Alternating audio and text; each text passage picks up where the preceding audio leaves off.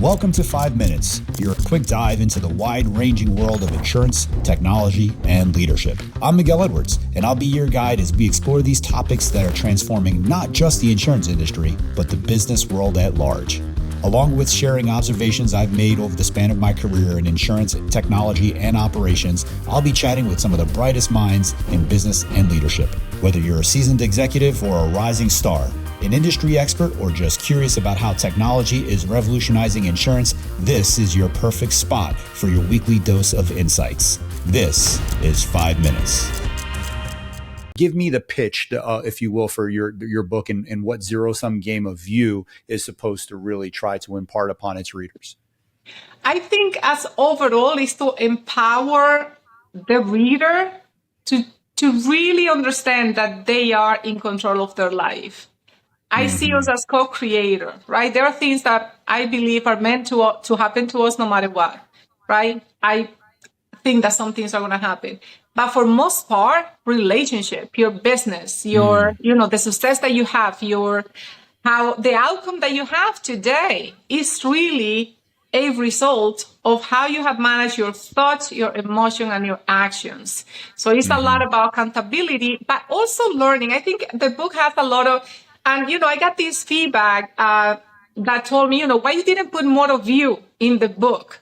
Why there are no more stories? People want to know more about you. And I'm like, well, I did that on purpose. I didn't think it was a story about me. I wanted to basically show tips that I practice, that I saw the benefit and that could benefit them, right? So also, because I'm very conscious of time, I don't like to waste people's time. So I don't want to put writing a lot of stuff if it's not going to have the value.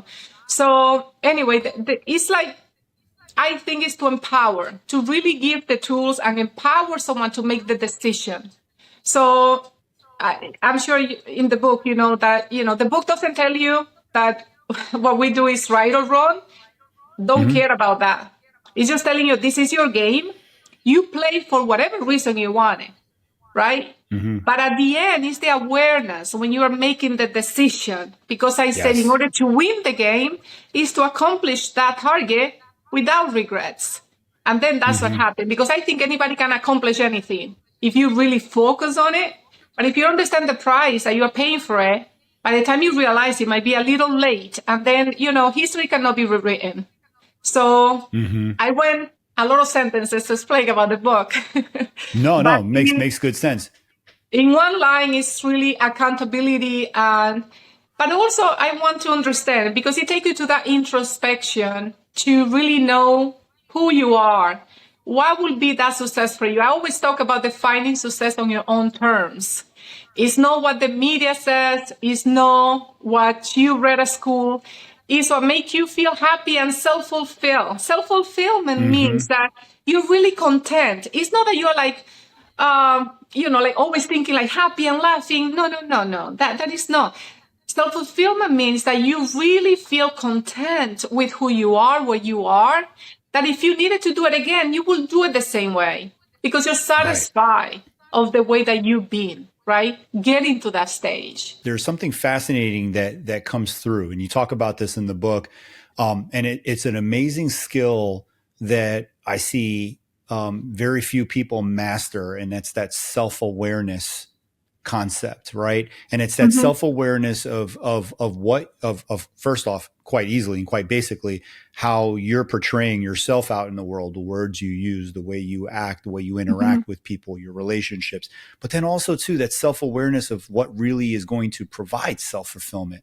And so few people, and I'm still on my journey, by the way, but so few people really truly understand what self-fulfillment, or if you put it in Maslow's hierarchy, if you like, self-actualization, what does that actually mean?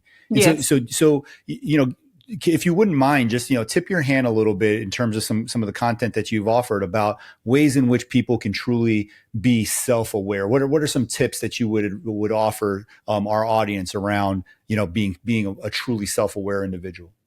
Yes. So I will say you need to quiet your mind. I will say that is one of the first steps, because you see, you cannot become self-aware too much if your mind is always talking. Because then what you are saying is repeating maybe whatever is happening towards your day. So you're just repeating it. Yeah. So you have to get to a point where you can master that blanking of your mind. Thank you for joining this episode of 5 Minutes. If you've enjoyed our discussion, we'd love for you to share it with anyone else you think might find it interesting. Also, please subscribe on whatever podcast platform you're listening on and hit that bell to stay on top of the game with our practical 5-minute episodes. We look forward to seeing you again next week.